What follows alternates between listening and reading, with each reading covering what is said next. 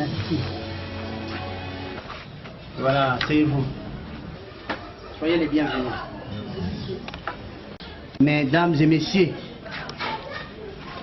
l'heure étant grave, les comptes à rebours doivent débuter maintenant et tout de suite, car la République, tout comme la démocratie, sont mises en danger par la CENI dans ce rôle de courtier qui agit par procuration en faveur de la majorité présidentielle devenue le FCC, associés aux transfuges de l'opposition, tous assujettis à leur autorité morale, le président Joseph Kabila, qui est, comme vous le savez, hors mandat depuis le 19 décembre 2016.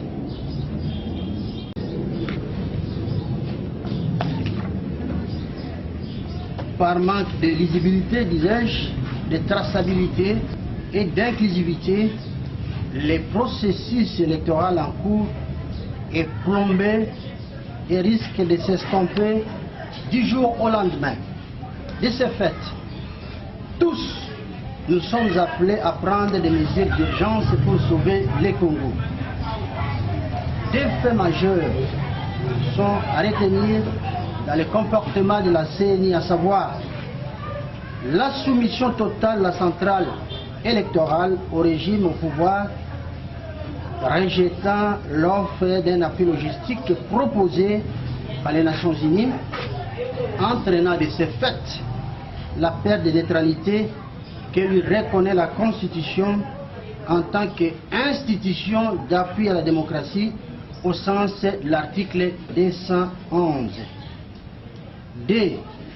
L'imposition de la machine à voter qui constitue une violation flagrante de la Constitution, notamment en ce qu'elle met en péril les secrets du suffrage contenus dans l'article 5 de la Constitution de notre pays.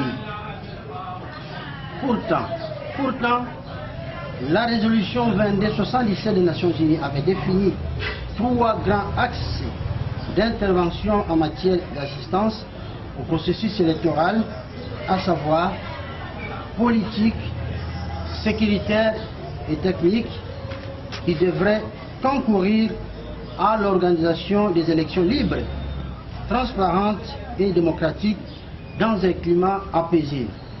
Par contre, depuis mi-août, selon une note verbale du ministère des Affaires étrangères, toutes les opérations de la MONUSCO en rapport avec le processus électoral sont soumises à un avis préalable du gouvernement.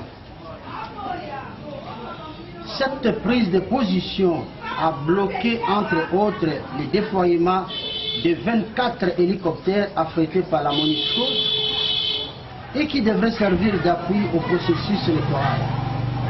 A également empêché le déploiement des employés logisticiens et planificateurs au nombre de 200 affectés par l'ONU et empêché enfin la construction d'un hangar de la MONUSCO que la MONUSCO souhaiterait installer temporairement à l'aéroport de Kinshasa pour y entreposer du matériel électoral.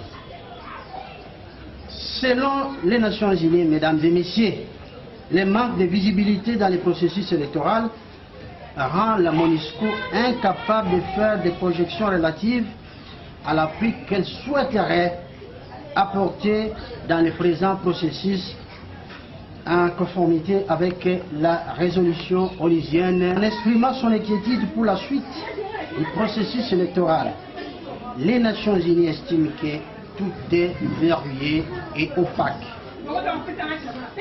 C'est exactement ce que j'avais noté dans mon communiqué de presse du 22 août de l'année en cours. En effet, depuis un certain temps, le voile est en train de tomber, laissant apparaître à la lumière du jour un grand mensonge d'État portant une double signature, à savoir celle de la majorité présidentielle et celle de la Commission électorale nationale indépendante. Chers compatriotes congolais, Mesdames et messieurs, le gouvernement de la République se dit être capable de financer seul les élections et décline l'offre de la MONUSCO relative à la résolution 2409 des Nations Unies. Cependant, le 14 août 2018, lors d'un déjeuner de presse, le président de la CENI avait déclaré que le gouvernement venait d'envoyer en formation de pilotage au Sud-Soudan des jeunes dont l'âge n'est dépassé pas 27 ans et qu'il venait de faire acquisition de quelques appareils. La fois passée, on en avait parlé. Mais également, le 30 août, soit 16 jours plus tard, le vice-président de la CENI, Norbert Bassengezi, est revenu à la charge pour déclarer la même chose lors d'une conférence de presse, ajoutant pour conclure que ces matériels sont en route. Chers compatriotes congolais, mesdames et messieurs, s'agissant de la machine à voter imposée par la CENI, j'aimerais y revenir encore une fois afin de démontrer que nous sommes en face d'un cas de flagrance, un cas de violation intentionnelle de la Constitution de la RDC qui, de par l'article 211, reconnaît à la CENI le rôle, entre autres, d'organiser et d'assurer la régularité du processus électoral et référendaire, et non celui de faire des incises dans les calendriers et de changer le mode de scrutin. C'est ce qui vient d'arriver. La centrale électorale étant astreinte au respect de la Constitution, c'est donc dans cet esprit, et dans cet esprit seulement, en se référant à toutes les lois attenantes, que la CENI avait produit sa décision numéro 065 du 5 novembre 2017 portant publication du calendrier des élections présidentielles, législatives, provinciales, urbaines, municipales et locales, qui prévoit dans son chronogramme 3 types d'opérations liées non pas à la machine à voter, mais au bulletin comme mode de vote, à savoir donc les 3 points. Vous avez les préparations techniques de l'impression du bulletin de vote, ça c'est dans la rubrique 38. Vous avez l'impression, les conditionnements et les livraisons des bulletins de vote, mais aussi les déploiements. Donc ces 3 rubriques, disais-je, comportaient des messieurs l'usage de la machine à voter technique.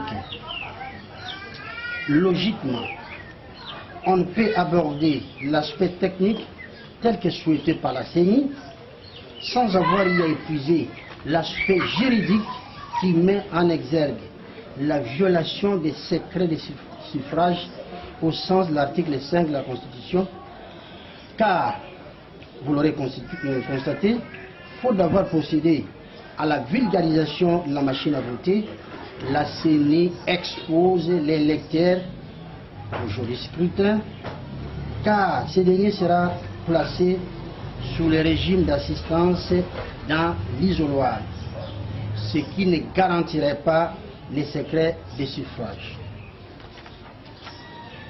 La violation intentionnelle de la Constitution ayant été établie, il appartient à présent à la Cour constitutionnelle de se saisir de cette question afin de faire application de l'article 51 de la loi portant organisation et fonctionnement de la Cour constitutionnelle, qui dispose dans son article 51, je cite, que tout acte déclaré non conforme à la Constitution est nul et nul de fait.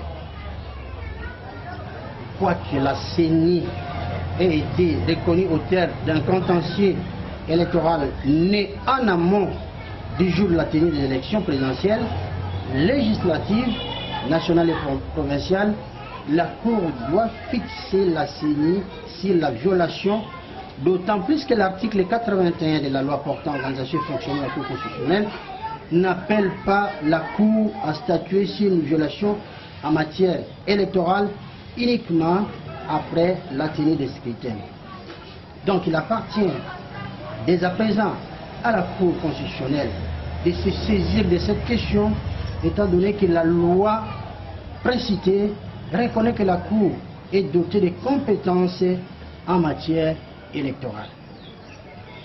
Chers compatriotes congolais, mesdames et messieurs, le 5 septembre de l'année en cours, revenant à charge, le président de la CENI, en ce jour en Corée du Sud, venait de déclarer, entre autres, je cite, que les élections seront organisées en décembre 2018 avec l'usage de la machine à voter produite en Corée, dont un nouveau lot de machines portant le nombre de 70 000 attendus à Kinshasa, qui étaient attendus à Kinshasa, du 9 au 12 septembre. Donc là, nous entrons dans la tranche. Et pourtant, le 2 octobre 2016, lors de son exposé à la Cité de l'Union africaine, portant sur la présentation de délais critiques et des délais compressés, le président de la CENI avait rendu attentif les délégués sur la nécessité de respecter scrupuleusement le chronogramme qui serait établi, car, avait-il précisé, qu'il suffisait seulement d'amputer celui-ci d'un seul jour pour que l'ensemble du processus se soit retardé de plusieurs mois. Aujourd'hui, mesdames et messieurs, en se référant au chronogramme de la CENI, et en dépit du fait que la question de la machine à voter continue à susciter des contestations auprès de au sein du corps électoral, les retards dans les processus électoraux apparaissent clairement en filigrane. Et du coup, le report des élections devient inévitable, malheureusement, hélas. Donc, les retards étant planifiés d'avance par la CENI, la tenue des élections libres et démocratiques tant souhaitées, dans un climat apaisé et consensuel, risque certainement de ne pas avoir lieu le 23 décembre 2018.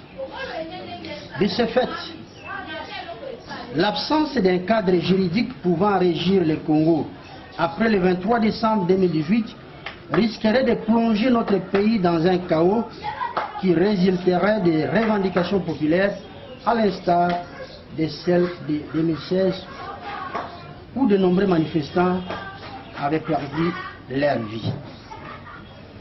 Cet état de fait, mesdames et messieurs, place malheureusement notre pays à la croisée des chemins entre la poursuite d'un processus électoral vicieux pouvant entraîner des conséquences dramatiques et l'arrêt de celui-ci avec en aval la nécessité d'une transition sans Kabila précédée en amont par un dialogue de courte durée afin de préparer un processus électoral crédible pouvant donner lieu aux élections libres et véritablement démocratiques dans un climat apaisé et consensuel.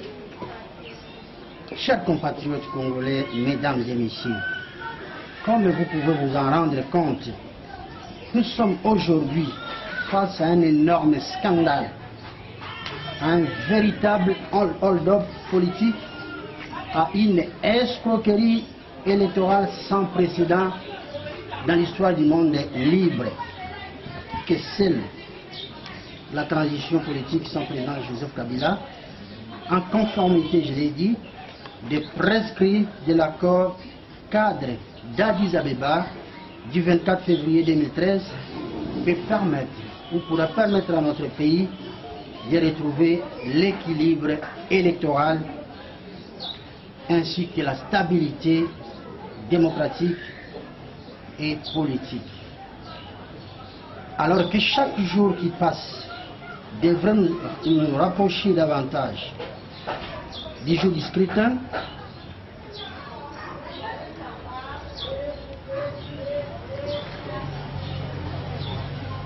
alors que chaque jour, dirais-je, qui passe, devrait nous rapprocher davantage du jour du scrutin combiné prévu au 23 décembre 2018, la défaillance logistique, mais aussi l'imposition de la machine à voter font que plus les jours passent, plus l'espoir d'aller aux élections selon le calendrier du 5 novembre 2017 établi par la CENI s'éloigne de plus en plus malheureusement.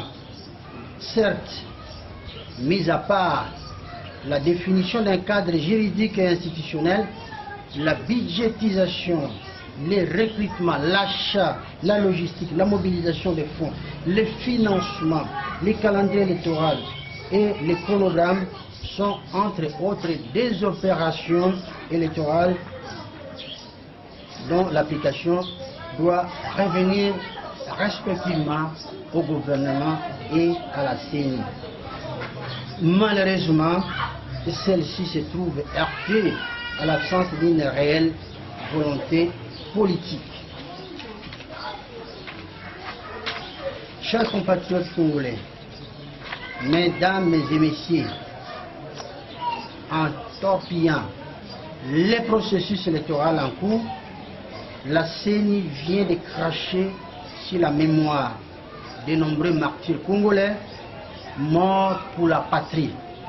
Et si la majorité silencieuse des Congolais qui vivent et respirent dans la douleur et dont l'unique moyen de changer le cours de l'histoire de notre pays serait de devoir sanctionner par les urnes au jour du scrutin le 23 décembre 2018 ceux et celles qui sont à la base de leur souffrance, de leur misère, de sanctionner par les urnes ceux et celles qui ont vendu notre pays aux enchères, ceux et celles qui ont instrumentalisé la jeunesse congolaise au point de la rendre moins compétitive sur tous les plans, de sanctionner ceux et celles qui ont relégué notre pays au bas de l'échelle de l'indice du développement humain, de sanctionner également ceux et celles qui ont tué notre système d'enseignement, celles et ceux qui sont incapables de sécuriser les Congolais de l'étranger, de sanctionner ceux et celles qui sont à la base du vol, du pillage et du détournement des biens publics, ainsi que des richesses nationales, ceux qui ont installé au poste ceux et celles qui ont installé des postes de police dans des conteneurs à une chaleur de plus de 40 degrés à l'ombre, mais également ceux et celles qui ont détourné à leur fin propre les indemnités des retraités de la fonction publique et de nombreuses entreprises para-étatiques, de sanctionner celles et ceux qui sont à la base de la séquestration de bébés nouveau-nés et de leurs mamans dans les maternités, de celles et ceux qui ont contribué au peuplement de nos cimetières et investi en amont de grosses sommes d'argent dans les activités funéraires pour en tirer des bénéfices gîtés, de sanctionner celles et ceux qui sont à la base de la clochardisation de la société congolaise, ceux et celles qui ont institutionnalisé la corruption, ceux et celles qui ont terni l'image de la RDC à travers le monde, de sanctionner ceux et celles qui ont abandonné à leur propre sort nos diplomates en fonction en fin de mission à l'étranger, celles et celles qui sont à la base de la discrimination dans notre armée, la police et les services de sécurité, de sanctionner celles et ceux qui ont cessé de prendre soin des anciens combattants, mais aussi des veuves et orphelins dont les époux et pères ont succombé sur les champs d'honneur. De sanctionner également ceux et celles qui ont été incapables de construire une résidence officielle destinée au chef de l'État en fonction, de sanctionner également ceux et celles qui ont profané les églises et les lieux de culte, celles et ceux qui ont agressé les servantes et serviteurs de Dieu, allant jusqu'à assassiner certains, mais de sanctionner également ceux et celles qui ont introduit les pratiques d'empoisonnement dans notre société, cause de nombreux décès provoqués gratuitement, de sanctionner celles et ceux qui ont été incapables d'offrir aux Congolais 3 repas par jour dont ils avaient droit dans le passé. Bref, de sanctionner celles et ceux qui ont été incapables de doter chaque Congolais d'une carte d'identité nationale. Mesdames et messieurs, le régime AFDL a été incapable de relever la RDC après 21 ans de règne. Cependant, les 2 précédentes échéances électorales organisées sous le pouvoir AFDL ont chacune donné lieu aux échauffourées sanglants qui a fait couler à flot le sang des innocents. De violation en violation, notre constitution est devenue esselée au mépris des recommandations du constituant qui avait pourtant appelé à préserver les principes contenus dans notre constitution contre les aléas de la vie politique et des révisions intempestives relatives à la forme républicaine de l'État, au principe du suffrage universel, au nombre de la durée des mandats du président de la République, entre autres. Source de nombreux conflits politiques dans notre pays, l'illégitimité née des incessantes violations constitutionnelles a conduit à la tenue de différentes assises politiques dont les recommandations n'ont jamais été suivies des faits. Bien au contraire, elle a offert à chaque fois une occasion à la majorité présidentielle de procéder au débauchage de certains cadres de l'opposition ayant accepté d'élargir son cercle aux grandes dames de notre pays qui vit dans une misère noire.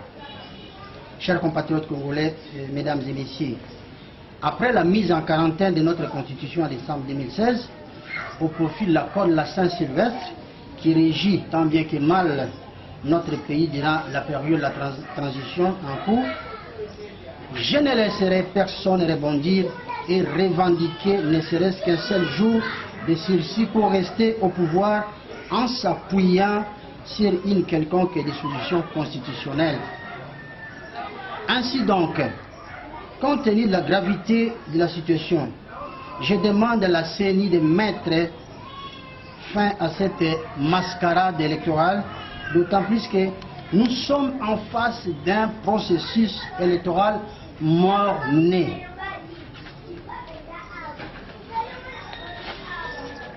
J'en appelle expressément à une transition sans le président Joseph Kabila, transition qui sera précédée par un dialogue de courte durée sous la facilitation internationale en se référant non pas à la Constitution, mais plutôt à l'accord cadre du 24 février 2013 qui recommande au Conseil de sécurité de se saisir de l'importance d'un soutien pour la stabilité à long terme de la République démocratique du Congo et de la région des Grands Lacs, mais aussi de prendre un engagement renouvelé afin d'amener les partenaires bilatéraux à demeurer mobilisés dans leur soutien à la République démocratique du Congo, mais également à l'ensemble de la région, en y engageant les moyens appropriés pour assurer la durabilité de ces actions sur le long terme, mais aussi d'appuyer la mise en œuvre des protocoles et des projets prioritaires du pacte sur la sécurité, la stabilité et le développement dans la région des Grands Lacs, mais aussi de procéder à la nomination d'un envoyé spécial des Nations Unies pour soutenir les efforts pour trouver des solutions durables avec un plan à plusieurs volets qui permettra la convergence de toutes les initiatives en cours.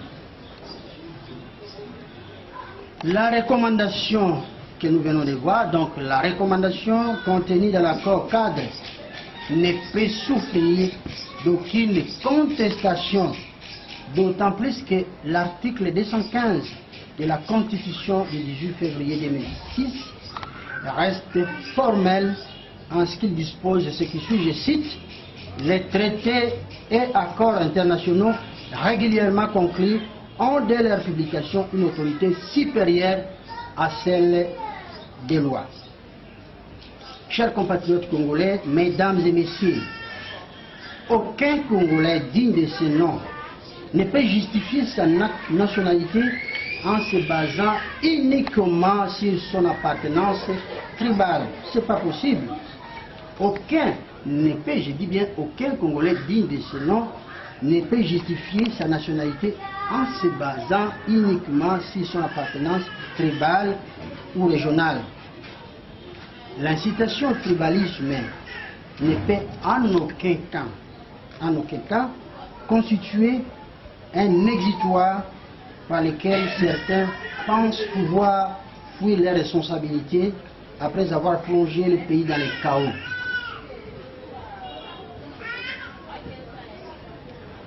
Quand bien même que le peuple serait prêt à pardonner, chacun, je dis bien chacun, doit avoir le courage d'assumer son passif et son actif politique.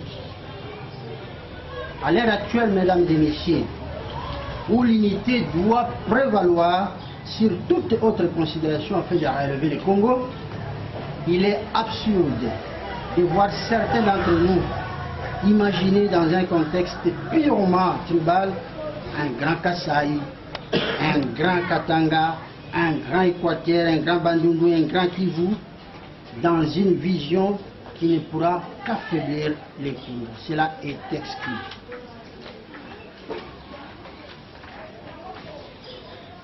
De la même manière que la Corse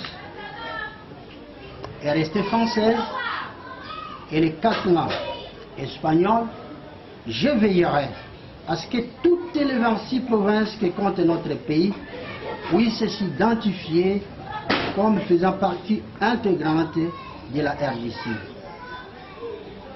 Tout celui qui se prêterait à ce jeu, peu importe ce qu'il dissimule dans sa caboche, ressemble à un vendeur de mirages sans lendemain, étant donné que toute approche sécessionniste a et sera à jamais vouée à l'échec. Car au-delà du régionalisme, il nous faudrait plutôt un Congo fort au cœur des 5 continents. Et vouloir assumer la plus haute charge au sommet de la République requiert, entre autres, une grande expertise, la dextérité, une maîtrise des grands dossiers, une meilleure approche des grands sujets et une vision à longue portée, à défaut de laquelle certains concurrents au fauteuil présidentiel n'ont pas été à même de voir venir la chute imminente du processus électoral en cours, piégé dès le départ. En ce qui me concerne personnellement, ayant consacré toute ma jeunesse, mon temps, mon énergie et des gros moyens financiers et matériels pour la République, j'ai suffisamment pris le temps de me préparer pour servir la nation. Je suis l'un des pionniers de l'IDPS. J'ai assumé plusieurs fonctions, notamment en République du Congo, au Soudan, en Suisse et en Italie, où j'avais été chargé par les défunts Tshisekedi d'assumer les affaires courantes pendant un temps après le décès du représentant Ramazan. J'ai été dans le sillage d'Antoine Gizenga. Succédant à André Kisase, j'ai assumé la présidence et le commandement des forces de libération du Congo basées alors à Khartoum, au Soudan. J'ai ensuite collaboré avec le président de l'IFC, le président du Sénat, Kengo Adondo, dans le cadre de sa plateforme électorale, mais aussi dans le cadre de la recherche de la paix et la stabilité dans notre pays. J'ai pris part aux nombreux forums politiques, notamment au dialogue intercongolais en Afrique du Sud, au conclave de l'opposition ici à Kinshasa, aux concertations nationales, au dialogue de la Cité de l'Union africaine et j'en passe. Vice-président du Comité international contre les disparitions, j'ai sillonné les continents, puis assisté à plusieurs sessions de l'ONU, donc des Nations Unies, sur les droits de l'homme à Genève. Je vous ai toujours dit qu'une session des droits de l'homme à Genève, à cette époque-là, était partie pour durer 45 jours. Dans le cadre de mes activités connexes, je suis avocat de profession suisse, donc avocat de profession, ayant exercé en Suisse, responsable d'un bureau de conseil, directeur administratif et général de International Consulting Bureau, qui est une entreprise privée en Suisse, attaché dans une grande firme française qui s'appelait CAT, toujours en Suisse, assistant marketing également dans une firme qui s'appelait Association Lémanique en Suisse, gérant responsable de City Shop, qui est une entreprise également privée, et tant d'autres activités que je ne saurais énumérer ici. Vous l'aurez compris, mesdames et messieurs, que mon parcours professionnel m'a permis à la fois de tisser un réseau relationnel important avec des décideurs politiques, économiques et financiers, mais aussi d'être exempté du syndrome de l'impréparation qui affecte les milieux politiques dans notre pays. Enfin, la tenue des élections maintes fois reportées m'empêche de mettre au profit de notre peuple un ambitieux projet de société élaboré par unité de valeurs visant à donner du travail à tous les Congolais afin d'éradiquer la précarité, de permettre à chacun d'avoir accès au bien-être social auquel tous nous aspirons. Chers compatriotes congolais, mesdames et messieurs, la grandeur d'une nation se mesure par la capacité de ses propres citoyens à affronter et à surmonter les obstacles érigés sur son chemin vers la liberté et l'épanouissement, à disposer d'une élite politique loyale et engagée à la cause nationale, à assumer avec courage son passé, à pratiquer la justice avec droiture, à respecter la parole donnée, la Constitution et les droits de la République, à assurer un partage équitable des richesses nationales, à placer l'homme au centre de toutes les actions, à pouvoir régler ces différends pacifiquement et par voie de consensus afin de relever l'un après l'autre tous les défis pouvant survenir sur son parcours national et international. À présent, mesdames et messieurs, nous devons prouver notre capacité à porter le Congo. Nous devons prouver notre capacité à faire face à l'ennemi intérieur et extérieur, à les mettre hors d'état de nuire. Nous devons prouver notre capacité à organiser notre armée, la police nationale congolaise, ainsi que les services de renseignement, de sécurité, afin de les disposer à réagir vigoureusement contre toute forme d'agression. Personne ne peut combattre Dieu et sortir victorieux. Le temps de Dieu est là, l'heure a sonné. Levez-vous, peuple congolais, dressons nos fronts longtemps courbés, prenons les plus belles élans pour libérer notre pays afin de bâtir un Congo fort au cœur des 5 continents. Que Dieu Tout-Puissant bénisse la République démocratique du Congo. Je vous remercie.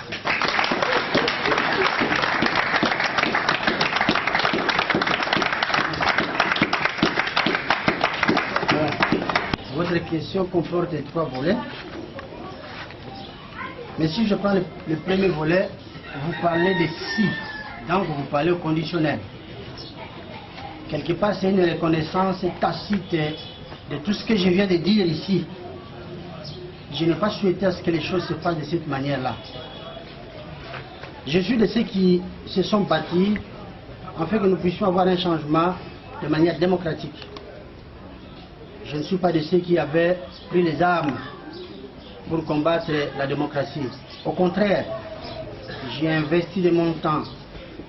Je n'ai pas épargné mes moyens ni mon énergie pour faire en sorte que nous puissions avoir un processus. Voilà pourquoi je ne veux pas revenir sur ce que je venais de dire. J'ai assisté à tous les paliers où se construisait la démocratie dans notre pays. Et vous me parlez de l'accord de la Saint-Sylvestre qui est né de celui que nous avons eu au centre, disons, à l'Union africaine. Parce que la différence, c'est quoi? C'est que nos amis, à l'époque de l'opposition, nos amis de la, du rassemblement, avaient fait usage d'un article, je crois que si ce n'est pas le 24, c'est le 19, entre les deux, pour s'insérer dans les processus que nous avions eu à faire. Après, ils se sont décrétés en conférencier, mais au final, ils ont eu un accord que nous avons été contraints d'y adhérer d'une manière ou d'une autre. Et puis, si vous regardez de très près, cet accord a été violé. Parce que si nous avons eu un gouvernement d'union nationale, la tâche de ce gouvernement, c'était quoi? C'était de nous amener aux élections et c'était bien spécifié tout au plus tard au 27, tout au plus tard en décembre, au mois de décembre 2017. Ce qui n'a pas été le cas. Vous conviendrez avec moi que la CENI avait publié son calendrier électoral, ce qu'il aurait dû publier un peu plus tôt, mais il a publié le 5 novembre 2017, projetant les élections au 23 décembre de cette année. Et chemin faisant, je constate, au même titre que d'autres Congolais, que la CENI n'est pas prête. Vous savez, il faut à la CENI 41 414 rotations pour pouvoir acheminer ces machines. Parce qu'elle tient tellement à sa machine, il lui en faudrait 414 rotations pour acheminer ces machines-là sur toute l'étendue de notre territoire. Et aujourd'hui, vous avez le président Corneille Nangaa qui est en Corée du Sud, qui vous dit que bientôt ces machines vont être acheminées au Congo. Nous sommes à quel mois? J'ai parlé également dans mon exposé qu'il y avait ce qu'on appelle une violation constitutionnelle.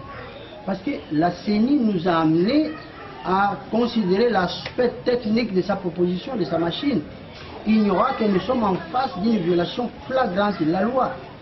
Parce que le calendrier de la CENI n'est pas seulement un bout de papier où on a coché des dates. C'est un acte juridique parce qu'elle se réfère à la Constitution, à laquelle elle doit son existence. Donc nous sommes devenus dans un monde fou. Mais il faut qu'on s'arrête quelque part. C'est pourquoi j'ai dit, soyons réalistes. Parce que ceux qui nous gouvernent, vous le savez, mon cher journaliste, ont eu à faire leur apprentissage tout en étant à l'appareil de l'État. Voilà, donc ça définit tout ce que nous sommes en train de vivre aujourd'hui. Alors on ne peut pas jouer avec la vie d'une nation à ce point-là. Oui, je suis pour les élections, mais je suis pour les élections démocratiques, inclusives et dans un climat apaisé. Si tel n'est pas le cas, je ne suis pas partant. Voilà pourquoi le 22 août, je me suis retiré de ce processus. Quand je dis j'engage mon parti. Donc nous nous sommes retirés totalement. Nous ne faisons même plus partie de ce qu'on appelle le comité de liaison qui avait été institué entre la CENI et les partis politiques. Vous me parlez de pourquoi j'aurais été au deuxième point, j'aurais été candidat, je n'ai pas. Est-ce que c'était la question, je crois. Hein? Oui, vous avez dit vous êtes retiré. Oui. La troisième, c'est que Vous crachez sur vos efforts, alors que non. J'ai dit ceci, le respect de la Constitution doit marquer toutes nos actions. On ne vient pas en politique, la politique qui est un engagement pour chercher à satisfaire ses caprices. On ne vient pas seulement en politique en mettant en avant ses ambitions. Non, il faut mettre l'intérêt national. Donc je suis de ceux qui défendent l'intérêt des Congolais. Ça n'a pas commencé aujourd'hui. Je l'avais dit l'autre fois. Lorsqu'on nous a publié, on était un nombre de 26. Parmi les 26, vous savez, celui qui a une longue expérience, je suis l'unique qui ait une longue expérience après Antoine Gizenga. Tout le reste sont venus après moi en politique, en termes d'engagement. Ça veut dire que j'ai, pour ne pas parler de l'expertise, je peux aussi en parler, mais j'ai une vision, une expérience un peu plus longue que les autres. Donc, moi j'ai dit, lorsque je l'ai fait, je suis comme Jeanne d'Arc. Et comme Bouazizi, Jeanne d'Arc en France, comme Bouazizi en Tunisie. Donc, je pose un acte. Je suis en train d'immoler mes efforts. Oui, les efforts qui ont été conjugués avec toute une équipe. Je les mets à l'hôtel, je les immole. Afin que les gens soient interpellés. Et c'est ça. Je ne l'ai pas fait pour mes ambitions. Vous pensez que je dois avoir abandonné la Suisse, qui est mon centre d'intérêt, là où j'ai un travail, j'ai tout. Je viens ici, j'ai dit je viens combattre l'injustice, je viens combattre la médiocrité, je viens faire quelque chose pour mon pays. Et puis au jour J, je dois me rétracter comme ça. Je l'ai fait pour interpeller. Je vous mets à défi. Vous allez voir, ça ne va pas tarder à arriver. Je ne le souhaite pas, mais c'est une évidence. Ceux qui sont partie prenante dans cette mascarade électorale finiront par rejoindre la voie de la vérité. Parce que la vérité, elle est têtue. Et c'est ce que nous voulons. Vous allez voir d'ici là, les gens vont changer de langage parce qu'ils auront compris que c'est un coup d'épée dans l'eau. Ce n'est pas ce qu'il faut pour la République. Voilà l'essence de mon message.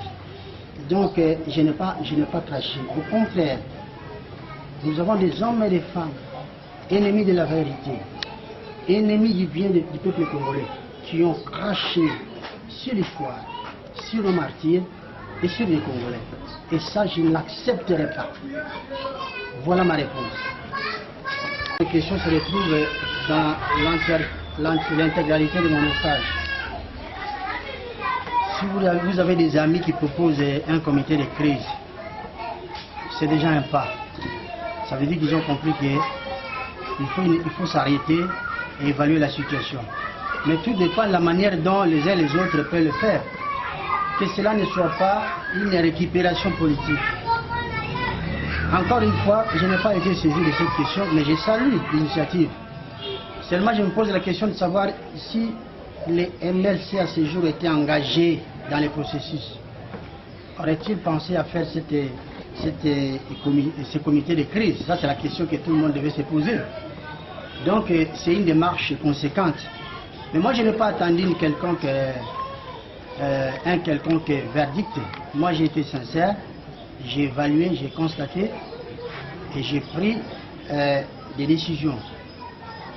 Et puis, vous savez, lorsqu'on aspire, lorsqu'on veut concourir à un poste aussi important qui est celui du chef de l'État, il faut avoir, je l'ai dit, une vision à longue portée.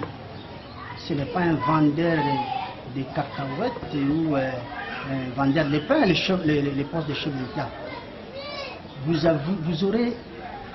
aurez, parce que vous connaissez la vocation nationale et internationale de notre pays, donc vous aurez assigné des grands dossiers.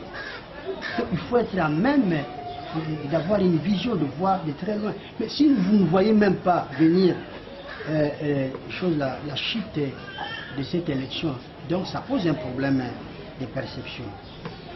Maintenant, la transition. Vous me demandez